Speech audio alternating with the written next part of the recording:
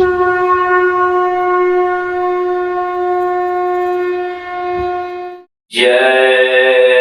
गुरुदेव।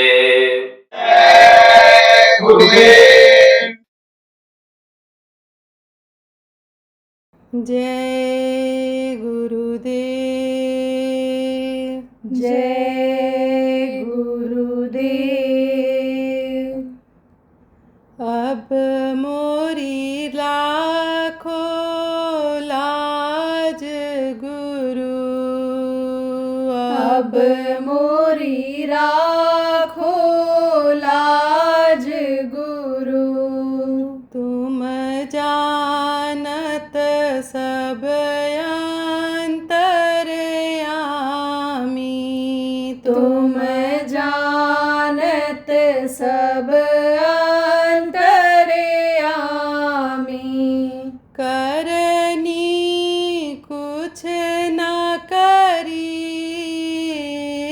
करनी कुछ न करी। अब मोरी राखो लाज गुरु, अब मोरी राखो लाज गुरु। अब गुण मोह से विसरत नाही, अब गुण मोह से विसरत नाही। पल छिन घड़ी घड़ी, पल छिन घड़ी घड़ी। अब मोरी राखो लाज गुरु, अब मोरी राखो लाज गुरु। सब प्रपंच की पोट बांध करी, सब प्रपंच की पोट बांध करी। अपने शीश धरी, अपने शीश धरी। अब मोरी राखो लाज गुरु, अब मोरी राखो लाज गुरु। दारा सुत धन मोह लिए हूँ, दारा सुत धन मोह लिए हूँ। सुध बुध सब बिसरी, सुध बुध सब बिसरी। अब मोरी राखो लाज गुरु, अब मोरी राखो लाज गुरु। सुरपतित को वेग उभारो, सुरपतित को वेग उभारो। अब मोरी नाव भरी, अब मोरी नाव भरी। अब मोरी राखो लाज गुरु, अब मोरी राखो लाज गुरु। अब मोरी राखो लाज गुरु। जय गुरुदेव। जय गुरुदेव।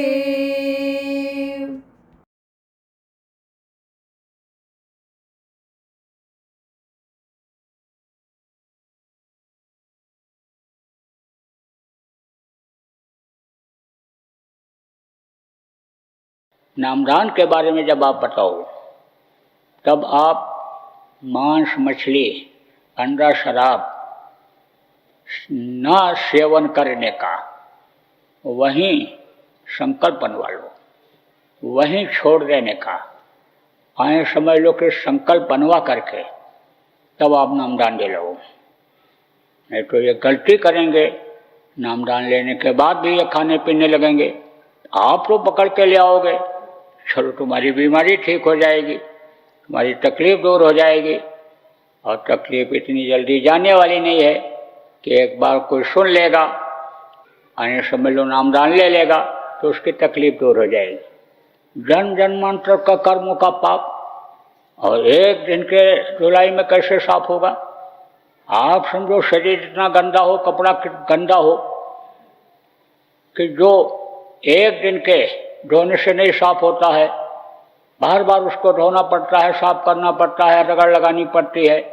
तो एक दिन के सत्संग से, एक दिन के संपर्क से कैसे यानी गंदगी साफ होगी? तो जब जाएगा लौट के राहत तो मिलेगी, आराम तो मिलेगा बीमारी में, तकलीफ में, लेकिन तकलीफ जब नहीं जाएगी तो फिर उसी के पास पहुंच जाएगा, डॉक्टर के पास कि अंडा खाने से ही, मांस का बोटी खाने से ही ताकत आएगी, ये बीमारी दबेगी, ये बीमारी जाएगी। तो फिर वही अपना लेगा। अगर वो ये बता दे कि तुम गांजा पी लो, भांग खा लो, अफीम खा लो, नींद आ जाएगी, तकलीफ कम हो जाएगी, और फिर वही करने लग गया तो फिर उसको सजा मिल जाएगी। कर्म उसके एक बार तो धुलेंगे, कमी तो आएगी, लेकिन फिर गंदा हो जाएगा तो तकलीफ आ जाएगी। इसलिए वहीं से समझाओ, बर्तन को कोशिश करो वहीं से साफ करने की, और नहीं तो दोबारा न गंदा हो, उसके लिए उससे संकल्प बना लो कि भाई तुम चलो सत्संग सुनो, नामदान लो, लेकिन शाकाहारी रहने का, नशा मुक्त रहने का। और जिसको तुम अभी तक पाप नहीं समझ पाए थे और आज पाप समझ गए, सत्संग में पाप समझ लेना, उस पाप को नहीं करने का। तो धीरे धीरे भजन करते रहोगे, गंदगी साफ होती रहेगी, ध्यान लगाते रहोगे, तो याद करते रहोगे उसको, तो किसी दिन आवाज़ पकड़ में आ जाएगी उसके, देख लेगा आपकी तरफ तो साफ हो जाओगे। तो बराबर जितने भी देश विदेश के आप सत्संगी हो, आप इस बात को ध्यान लगा करके सुन लो कि आप लोग जिस आदमी को पकड़ो, चाहे एक दिन में एक ही आदमी को समझाओ, तो उसको बिल्कुल पक्का कर दो। आप समझते हो कि आदमी ठीक है, सच्चा है, ईमानदार है, खरा है, परोपकारी है, सेवाभावी है, लेकिन इसके अंदर केवल शराब पीने की आदत है, केवल मांस खाने की आदत है, मछली अंडा खाने की आदत है। और जिस दिन वो आदत हम छुड़ा ले जाएंगे, ये आदमी बहुत अच्छा बन जाएगा, भजनानंदी हो जाएगा, आध्यात्मिक हो जाएगा, देश समाज की सेवा करने लायक हो जाएगा। उसके पीछे लग भी सकते हो, बराबर समझाते रहो, तो समझाते समझाते समझ में आ जाता है। बताते रहो, जय गुरुदेव नाम के बारे में बताते रहो, वक्त के महात्मा महापुरुष सदगुरु के बारे में बताते रहो। आप जरूरत पड़े परीक्षा भी दिला करके दिखाते रहो तो विश्वास हो जाएगा, छोड़ देगा। तो आप प्रयास प्रेमियों इस तरह से करो, ऐसे नहीं अभी तक जो था पकड़ के ले आओ, चलो चलो चलो सुनियाओ सुनियाओ सुनियाओ, आप समझो चले आते थे, चलो तुम्हारी तकलीफ दूर हो जाएगी, ये हो जाएगा, वो हो जाएगा। अब हो तो जाता था, लेकिन वो फिर वही कर्म करने लगते, तब उनका विश्वास कम हो जाता था।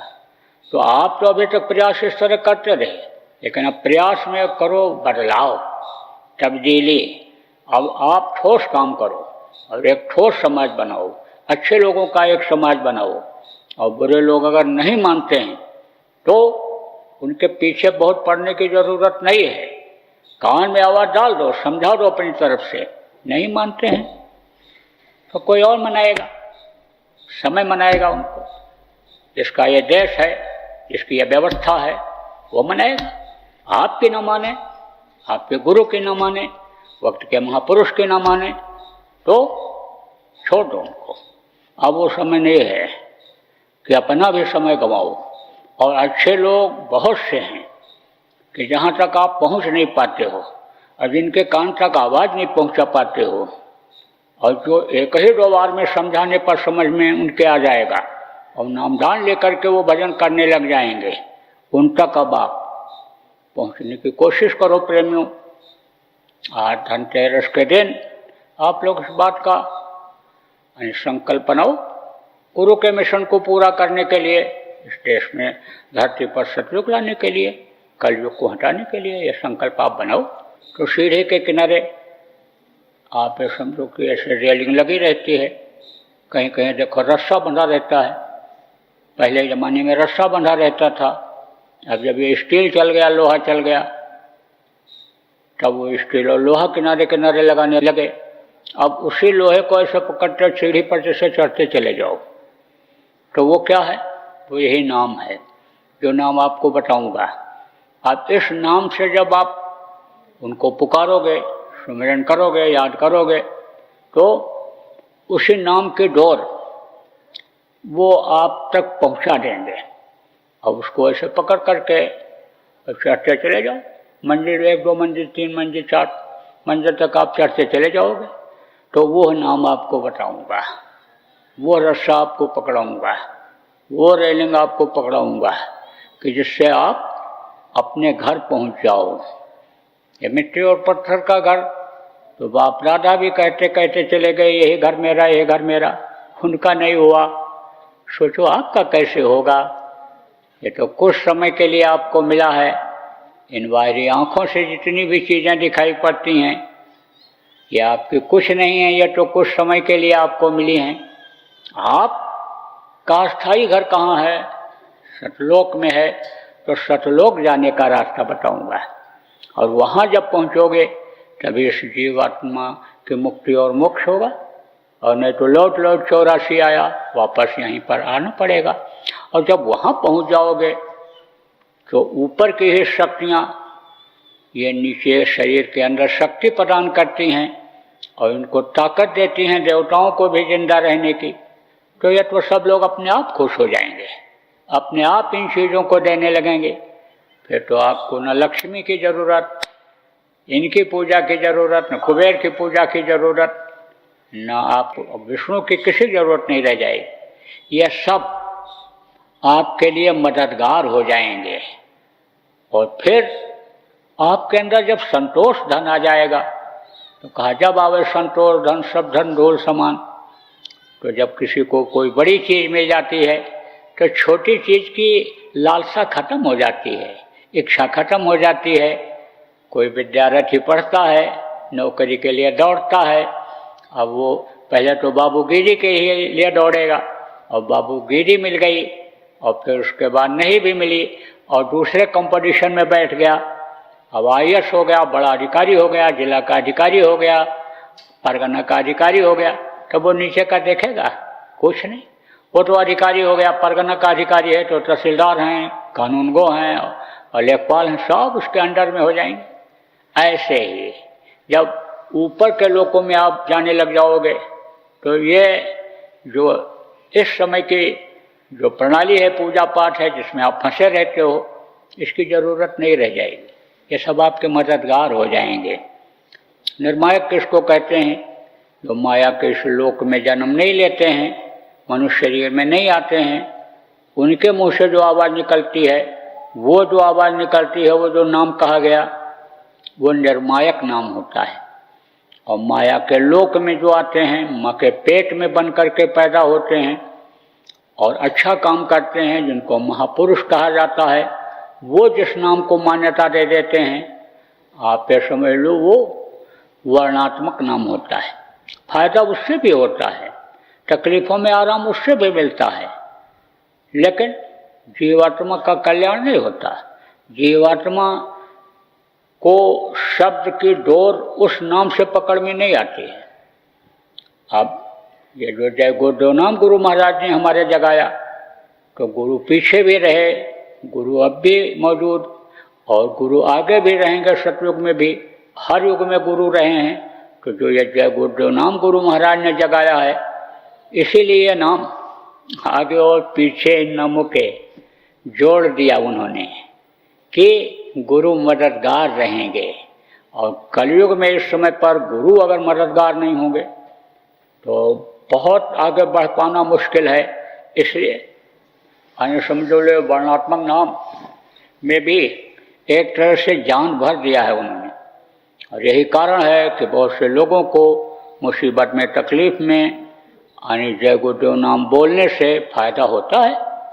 आप समझो जय गुरुदेव नाम की ध्वनि जिस घर में बराबर सुबह शाम 2 घंटा होती है, बीमारियों में राहत मिलती है, भूत प्रेत भी अपनी जो छाया है, जो अपना प्रकोप है वो कम कर देते हैं, राहत मिल जाती है।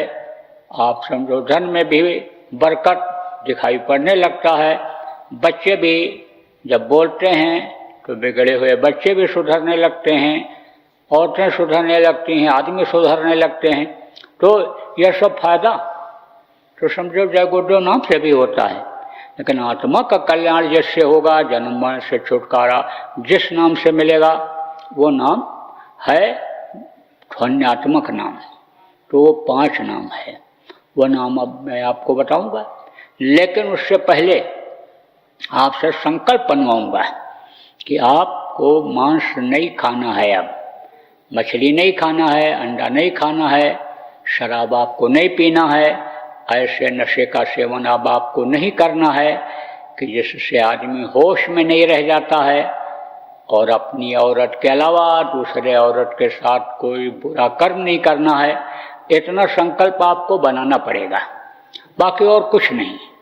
आप अपने गृहस्थ आश्रम में ही रहो, खेती गृहस्थी नौकरी व्यापार का जो काम करते हो वही करो, बाल बच्चों की देख रेख करो। आपको न कोई जाति बदलना, न धर्म बदलना, आपको कुछ नहीं करना, छोड़ना नहीं है कोई चीज़। ये जरूर कहता हूँ कि गृहस्थ धर्म का पालन करो। बाल बच्चे अगर हैं तो उनका ध्यान रखो, उनकी पढ़ाई दवाई का ध्यान रखो, उनकी कमाई का ध्यान रखो। पहले तो उनकी पढ़ाई कराओ और बीमार हो जाए तो दवाई कराओ, शरीर स्वस्थ रहे, और उसके बाद फिर कमाई कराओ। शरीर अगर स्वस्थ नहीं रहेगा, बीमारी रहेगी, तकलीफ रहेगी, तो न तो पढ़ पाएगा और समझ लो न कमाई कर पाएगा। कमज़ोर आदमी नौकरी पा जाता है लेकिन तो भी हटा दिया जाता है, नहीं कर पाता है। कमज़ोर आदमी तो समझ लो कि कहीं कामयाब नहीं होता है। पहले तो आप खिलाई करो, तंदुरुस्ती का ध्यान रखो, फिर पढ़ाई कराओ। और पढ़ाई के बाद अगर कोई तकलीफ आती है, खाने पीने में बदपरहेजी होती है या मौसम के बदलाव से तकलीफ आती है, तो रोग को बढ़ने मत दो। पूछ लो कि कोई तकलीफ है, देख लो तकलीफ है तो उसका निराकरण निकाल लो, दवा करा दो। दवा से न ठीक हो तो दुआ आशीर्वाद दिलाओ, संतों का, महात्माओं का, भगवान का दया मांगो, उनसे प्रभु से दया मांगो, और बच्चे आपके स्वस्थ हो जाएं। और जब स्वस्थ हो जाए, पढ़ाई कर ले जाए, तो कमाई चाहे व्यापार करवा दो, चाहे मेहनत मजदूरी करवाओ, चाहे कोई काम सिखा दो, समझ लो कि जिससे वो कमाई करने लग जाए। दुकान खुलवा दो, कल कारखाना खुलवा दो, जिससे वो कमाई करने लग जाए। और फिर सगाई करो। सगाई का मतलब क्या होता है? शादी ब्याह करो, समय पर कर दो और देख के, सोच के, समझ के करो।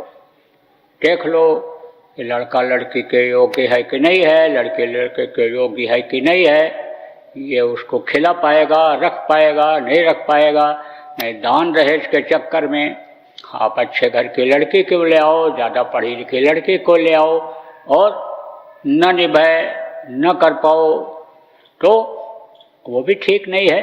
समय पर अगर कर दोगे तो चाहे बच्चा हो, आपकी बच्ची हो, कोई भी हो, उसका ध्यान फिर बटेगा नहीं। पढ़ाई लिखाई में जब तक ये बच्चे रहते हैं, मन उसी में लगा रहता है। निगरानी रखते रहो कि पढ़ाई के अलावा और कहीं इधर उधर ध्यान तो नहीं जा रहा है। ध्यान अगर न बटने पावे और पढ़ाई लिखाई ही करेगा तो फिर और ध्यान इधर उधर नहीं जाएगा। और पढ़ाई जब पूरी हो जाती है, नौकरी व्यापार में चले जाते हैं, तब ध्यान बढ़ जाता है, गृहस्थी की तरफ जाता है, और समय पर जब नहीं हो पाता है तब वो अपनी इच्छानुसार खोजने लगते हैं और उसी में धोखा हो जाता है, क्योंकि ये बच्चे जान नहीं पाते हैं कि कौन कैसा है। और अगर कोई धोखेबाज लड़का मिल गया लड़की को, या लड़की कोई धोखेबाज मिल गई और शादी ब्याह कर लिया, तो आप ये समझो कि जीवन ये तकलीफ देह हो जाता है, कष्टमय हो जाता है। इसलिए इस चीज़ का भी ध्यान रखो, जो गृहस्थ का धर्म होता है, गृहस्थ धर्म का पालन करो। देखो, गृहस्थ धर्म सबसे बढ़िया धर्म है। गृहस्थ धर्म में क्या होता है? गृहस्थ धर्म में आदमी बंधा रहता है, उसकी सीमा निश्चित रहती है। फिर जब बंधा रहता है तब तो न उसका मन भगता है और न शरीर भगता है, मन ही शरीर को ले जाता है। और जब फ्री रहता है, गृहस्थ धर्म में नहीं रहता है, तो मन जब भगता है तो शरीर को भी ले जाता है और आखिर तक यानी मन चंचल ही बना रह जाता है। इसलिए समय पर यानी समझो कि उसका भी ध्यान रखना चाहिए। अगर कमाने खिलाने लायक हो, अगर आपका शरीर, आपका मन, आपकी बुद्धि सही ढंग से काम कर रही है, तो गृहस्थ धर्म में जाने में, गृहस्थ धर्म का पालन करने में, गृहस्थ धर्म अपनाने में, गृहस्थी अपनाने में कोई दिक्कत नहीं है। हमारे तरफ से प्रेमियों, आप बच्चों और बच्ची अपने विवेक से, जो बड़े हो गए, सोच लो, देख लो, और जो माता पिता हो, गार्जियन हो, आपका धर्म बनता है कि आप उसी हिसाब से बच्चों का शादी ब्याह कर दो। और बच्चों, आपका यह धर्म बनता है कि आप माता पिता से पूछ लो। आप बजाय हमसे पूछने के, या माता पिता आप लोग फोटो दिखाने के, हमसे पूछने के बजाय आप लोग अपने विवेक से, अपने हिसाब से आप बच्चों और बच्चों का शादी ब्याह कर दो। देखो, अब संकट बहुत बढ़ रही है और ये बात हमको इसलिए बतानी पड़ रही है कि आप लोगों की गुरु महाराज के समय से आदत बनी हुई है। गुरु महाराज के पास भी फोटो लेकर पहुंच जाते थे, हमारे पास भी लेकर आप पहुंच जाते हो। तो हमारी भी उम्र अब 72 साल की हो गई और संगत इतनी बढ़ रही है कि अभी यह कह दिया जाए कि अपने बच्चे और बच्चियों के फोटो जो पसंद किए हो, शादी ब्याह वाले हो, आ जाओ, तो दिन भर हमको देखना पड़ेगा। कहाँ तक किसका क्या देख पाएंगे और कितना काम है हमारे जिम्मे। तो जो मैं कहता हूँ उस बात के आधार पर, उस मापदंड में आप देख लो कि कमाने लायक लड़का है, शुद्ध सात्विक विचार का है, धार्मिक विचारधारा का है, खूब ठीक से पता लगा लो और समय से हम उसके शादी ब्याह कर दे रहे हैं। लेट तो नहीं हो गया कि इधर उधर उनका मन बहक गया हो और कहीं उसका लगाव हो गया हो और ज़बरदस्ती घर वाले दबाव डाल करके मेरी लड़की का शादी करा दें और फिर ना निभाए। तो लड़के वाले आप इस बात को समझ लो और लड़के वाले भी आप देख लो कि समय से आप नहीं कर पाए और उसका लगाव कहीं दूसरी जगह हो गया, और फिर आप ये समझ लो कि आपने ध्यान नहीं दिया और मना करते हुए भी आपने ज़बरदस्ती कर दिया, या शरीर से सक्षम नहीं है तो उसका आपने कर दिया, तो फिर आपके लिए दिक्कत हो जाएगी, कलंक हो जाएगा, आपका जीवन सुख में रहना मुश्किल हो जाएगा। तो ये बातें मुझको मन से इसलिए बतानी पड़ रही हैं कि आप जब दुखी रहोगे, आपको बच्चों से, परिवार वालों से, गृहस्थी में तकलीफ रहेगी, तो आप भजन नहीं कर सकते हो। आपका मन तो उधर ही लगा रहेगा, ध्यान उधर ही लगाए रहोगे, तो एक साथ दो ध्यान कैसे लग सकता है? मन कैसे दो जगह लग जाएगा? मन एक ही तरफ रहेगा तो परेशानियों की तरफ ही रहेगा, गृहस्थी की तरफ रहेगा, भजन ध्यान की तरफ मन नहीं लग पाएगा। इसलिए आने समझ लो कि मन इसमें लगे, उसके लिए गृहस्थी को आप सेट करो। और शुरू से ही जब ध्यान रखोगे, जिसके बच्चे बच्चियां छोटे हैं, कहाँ जा रहे हैं, क्या कर रहे हैं, तो एक ये जो समस्या पैदा हो रही ये नहीं पैदा होगी। और जो बिगड़ भी रहे हैं, देख भी रहे हो, अच्छे लोगों के साथ करो, अच्छे लोगों के साथ उठें बैठें, उन्हीं के उम्र के साथ अच्छे बच्चों के साथ उठें बैठें, बच्चियां बैठें, तो उनके अंदर सुधार आ जाएगा। भजनानंदी के पास बैठने लगेंगे बच्चे बच्चियां तो भजनानंदी बन जाएंगे, अच्छा माहौल तैयार हो जाएगा, अच्छा वातावरण तैयार हो जाएगा। और जैसे इस समय कोरोना रोग फैला हुआ है और कोरोना रोग में डॉक्टरों ने रिसर्च करके कहा कि इम्यूनिटी बढ़ाओ, मतलब रोग को बर्दाश्त करने की क्षमता शरीर के अंदर अपने बढ़ाओ। तो जब अन्य समझ लो कि परिस्थितियों का मुकाबला करने वाली क्षमता भजन से उनके अंदर आ जाएगी, तो ये जो अन्य समझो वायरस फैला हुआ है, तो जैसे समझो ठंड हवा चलेगी तो जो जवान आदमी है, तंदुरुस्त आदमी है, उसको उतना असर नहीं करेगी, बुढ़े को असर कर जाएगी, बच्चों को असर कर जाएगी। जैसे कोरोना कहते हैं बुढ़ों को ज़्यादा असर करती है, शरीर के जो अंग हैं और जो ताकत है वो कम हो गई है, इसलिए उस पर ज़्यादा असर पड़ता है। ऐसे ही जब भजन की इम्यूनिटी बढ़ जाएगी, भजन की शक्ति बढ़ जाएगी, तब आप ये समझो कि ये जो प्राकृतिक आपदा आएगी वो उसको बर्दाश्त कर ले जाएंगे। वो जो ताकत है भजन की, किसी न किसी माध्यम से वो उनको बचा ले। मान लो थोड़ी देर के लिए भूकंप आया, अब भूकंप आया और वो भजन की ताकत उनके अंदर है और मन में उनकी इच्छा जगी कि लाओ टेबल के नीचे घुस जाएं, लाओ ऐसी जगह पर छुप जाएं कि जहाँ पर छत गिरे तो हमारे ऊपर न गिरे, तो जान बच गई। ऐसी आप ये समझ लो कि प्रेरणा अंदर में मिल जाए भजन की दया से कि आगे जाओगे तो खंडक है, गिर जाओगे, आगे जाओगे तो लुटेरे बैठे हैं, लूट लेंगे, मार देंगे, काट देंगे, तो आप बच जाओगे आने वाले खराब समय से। मार हो रही, काट हो रही है, कोई उधर हत्या कर रहा है, आगजनी हो रही है, और आपके मन में आया, प्रेरणा हो गई अंदर में भजन की शक्ति से कि ये रास्ता बदल दो, इधर से निकल चलो। हो हल्ला हो रहा है तो तमाशा देखने की क्या जरूरत है, कैसा हल्ला हो रहा है, क्या हो रहा है। हल्ला की तरफ, गुहार की तरफ जाओ ही नहीं, पता लगाने की क्या जरूरत है कि भाई क्या हो रहा है। वो तो जो हो रहा है बाद में पता चलेगा। तो वो क्या है, एक प्रेरणा है। तो भजन से ये प्रेरणा मिल जाएगी, आगे खराब समय तो आएगा, तो उससे बचना भी है, बचाना भी है। तो प्रेमियों कहते हैं सार संग महदेव नित परम गुरु दातार, साध का संग करो, अच्छों का साथ करो, खुद भी करो और बच्चों को भी कराओ कि जिससे आने वाले खराब समय में बचत भी हो जाए। और बच्चे जैसे खिलौना खेलते हैं और फिर उसके बाद जब समझ जाते हैं तो खिलौना छोड़ देते हैं, फिर आप समझो कि असली चीज़ को पकड़ लेते हैं। जैसे छोटी बच्ची होती है, खेल खेलती है, गुड़िया गुड्डा का खेल खेलती है, गुड़िया का ब्याह गुड्डे से कराती है, लेकिन जब उसकी शादी हो जाती है तो गुड़िया गुड्डा का खेल खेलना बंद कर देती है। लेकिन बढ़ती वो कैसे है, गुड़िया गुड्डा के खेल से, झुंझुना से, खिलौना से ही बच्चा बढ़ जाता है, समझदार हो जाता। ऐसे ही अच्छों का साथ करो और अच्छों का साथ बच्चों को कराओ। अच्छे बच्चे बहुत हैं, सत्संगियों में ही अच्छे बच्चे हैं, उनका साथ कराओगे। सत्संगियों में, साधकों में बहुत अच्छे अच्छे साधक भी हैं, अच्छे विचारधारा के लोग हैं। तो आप उनका जब साथ करोगे तो धीरे धीरे ऐसे खेल खेल में आपको जानकारी हो जाएगी, अंदर से परिपक्वता आ जाएगी और फिर खेल खेल में ही आपका काम बन जाएगा, बच्चों का बन जाएगा। तो मांस मत खाना और मछली मत खाना और अंडा मत खाना और शराब मत पीना और दूसरे औरत के साथ बुरा कर्म मत करना। अभी तक जो किया सो तो किया, लेकिन अब तौबा कर लो, कान पकड़ लो, अब नहीं करना है। बोलो जय गुरुदेव। जय गुरुदेव।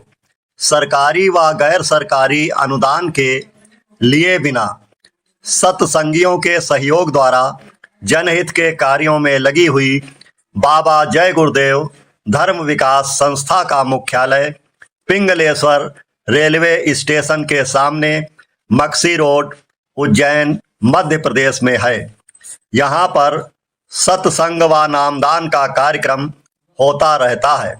अतः आप श्रोताओं से अनुरोध है कि बाबा उमाकांत जी महाराज के आश्रम उज्जैन एक बार परिवार सहित जरूर पधारिएगा।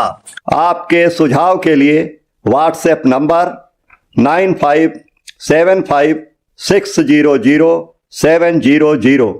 जय गुरुदेव।